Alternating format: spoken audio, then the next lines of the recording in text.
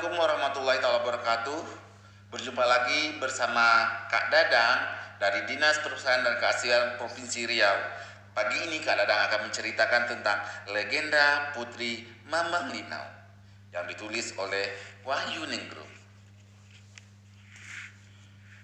Konon di tanah Bengkalis hiduplah seorang pemuda yang bernama Bujang Elok.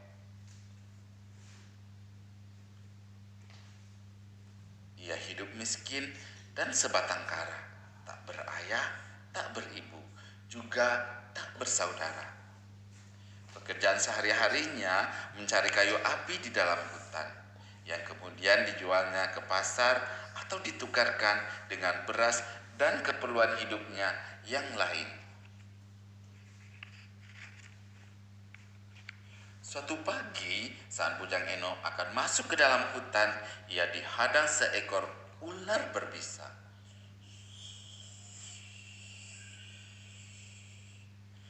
Ular itu dihalaunya dengan baik, namun tidak juga mau pergi.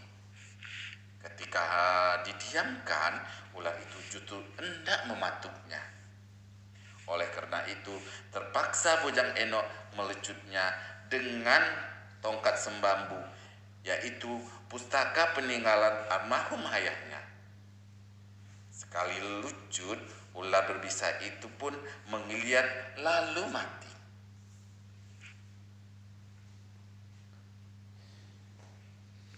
Setelah dilihatnya ular itu tak bergerak lagi, Bujang Eno mengubur ular itu di pinggir jalan. Pada saat Bujang Eno akan memulai pekerjaannya, dia mendengar suara perempuan yang sedang bercakap-cakap. Ular berbisa itu telah mati, kata sebuah suara dari arah lubuk di hulu sungai. Syukurlah, kita tidak akan diganggu oleh ular itu lagi, kata suara yang lain. Lalu terdengar perempuan-perempuan itu bercakap-cakap dan bersenda-gurau, terdengar gicapan air di dalam lubuk sungai. La la la la la la la la la la la la la la la la la la la. Namun Bujang Eno tak menghiraukannya dan melanjutkan pekerjaannya mengumpul kayu api. Ketika matahari siang telah datang, seperti biasa, Bujang Eno pulang ke pondoknya. Pada saat dia memasuki ke dapur pondoknya, Bujang Eno merasa heran karena di sana telah tersedia nasi dan segala lauk pauk yang lezat rasanya. Karena laparnya yang tak tertahan, maka segera dimakannya semua hidangan yang tersaji itu. Sambil menikmati makanan, Bujang Eno menebak-nebak siapa yang menghidangkan makanan itu. Ibunya telah lama meninggal dunia, saudaranya pun tidak punya, tetangga pun sangat jauh dari pondoknya. Dan Bujang Eno pun berniat untuk mencari tahu dari mana asal makanan itu. Esok harinya, Bujang Eno melaksanakan niatnya untuk mencari tahu siapa yang telah berani masuk ke dalam pondoknya. Hari itu, ia tak pergi ke hutan. Dari pagi hingga siang, ditunggunya siapa yang masuk ke dalam pondoknya. Bujang Eno menunggu di antara semak-semak yang berada tak jauh dari pondoknya. Menjelang tengah hari, tiba-tiba dari arah lubuk datang 7 gadis jelita. Mereka semua cantik-cantik. Mereka datang beriringan dan menyunjung hidangan lalu masuk ke dalam pondok Bujang Eno. Ketujuh gadis itu mengenakan selendang berwarna pelangi. Namun dari ketujuh gadis itu, gadis yang berselendang warna jinggalah yang paling cantik jelita. Tak lama kemudian ketujuh gadis itu sudah keluar dari pondok Bujang Eno dan berjalan ke arah lubuk hulu sungai. Dengan langkah berhati-hati, Bujang Eno mengikuti ketujuh gadis jelita itu hingga ke pinggir lubuk hulu sungai. Di balik semak, Bujang Eno dapat melihat ketujuh gadis itu tengah berganti pakaian untuk mandi. Masing-masing menyangkutkan selendangnya pada sebuah ranting kayu. Mereka mandi sambil bersenda gurau hingga tak sadar kehadiran Bujang Eno.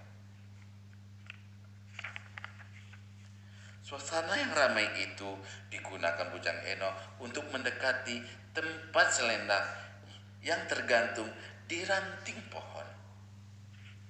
Dengan hati-hati, Bujang Eno mengambil selendang yang berwarna jingga dan menyembunyikan di balik bajunya. Setelah itu, Bujang Eno kembali ke tempat persembunyiannya.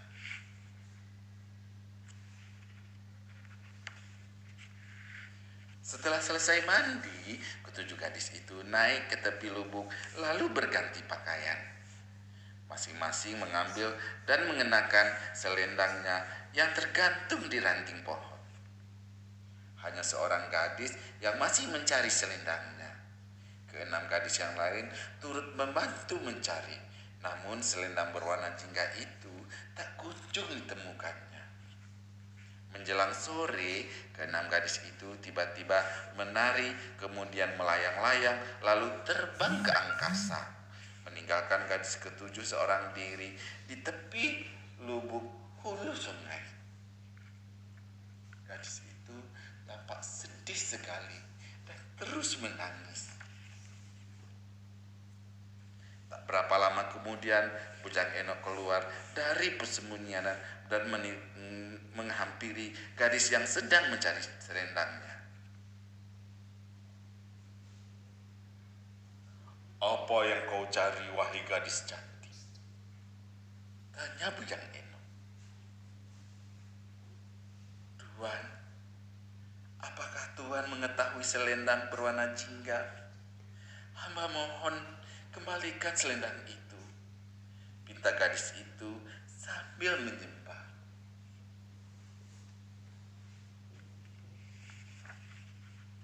Bujang Eno mengeleng-gelengkan kepalanya lalu berkata,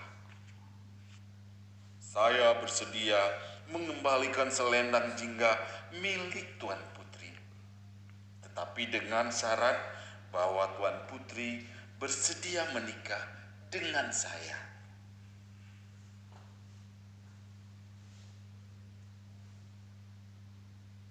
"Iya Tuan, saya bersedia menikah dengan Tuan, asalkan Tuan sanggup berjanji pula, yaitu apabila saya terpaksa harus menari, berarti kita akan bercerai kasih," kata gadis jelita itu dengan tulus.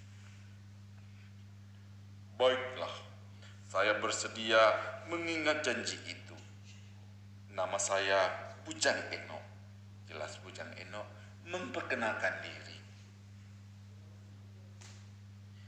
"Nama saya Bambang Linau," kata gadis jelita itu membalasnya. Singkat cerita, Bujang Eno dan Mamang Linau hidup berbahagia, rukun dan bercukupan.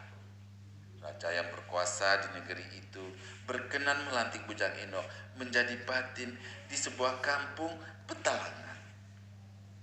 Bujang Eno terkenal dengan sifat kemurahan hati.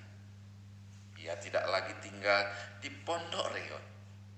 Sampai suatu hari, raja negeri mengadakan pesta di istana.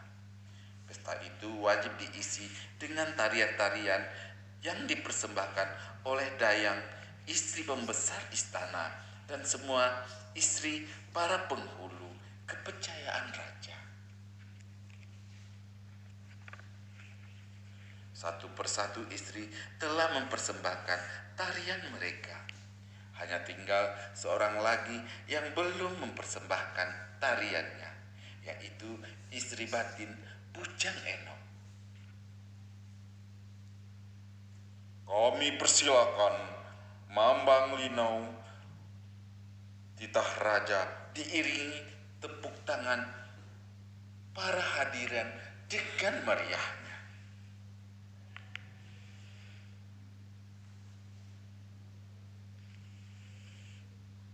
Wahai Dinda, Mambang Linau, Kanda menjunjung tinggi titah raja, bisik Bujang Eno kepada istrinya.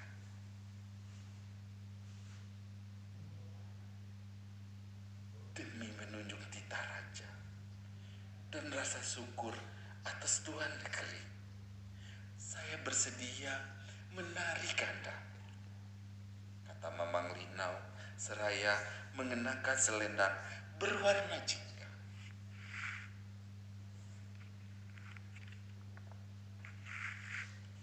Mambang Linau menari layak seekor burung elang. Ia melambaikan selendangnya seraya mengepak-ngepaknya. Kakinya diangkat seperti tak berpijak di bumi. Tiba-tiba Mambang Linau meliuk badannya, dan seketika itu ia terbang melayang, membumbung ke angkasa menuju Gayangan.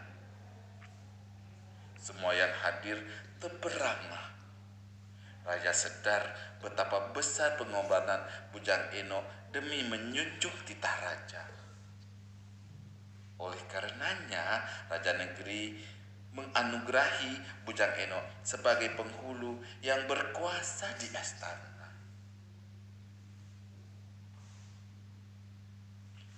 Ambillah seulas si buah linau. Coba cicipi di ujung-ujung sekali. Sudahlah pergi si Mambang Linau. Hamba sendiri menjunjung duli.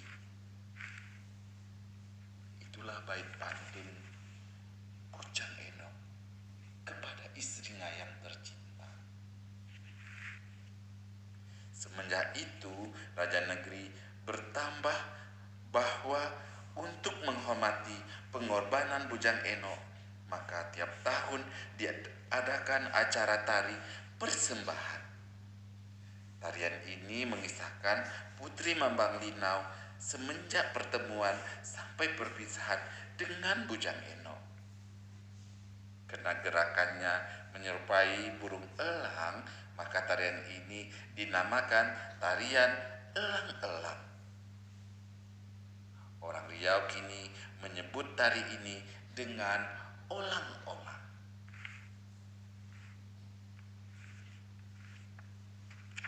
Demikianlah cerita Kak Dadang pagi ini buat adik-adik dan ayah bunda.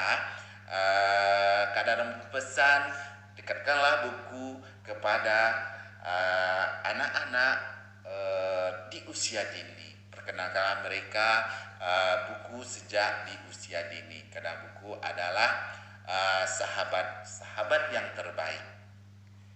Wabillahi taufiq wal hidayah. Assalamualaikum warahmatullahi taala wabarakatuh. Salam literasi, baca, baca, baca.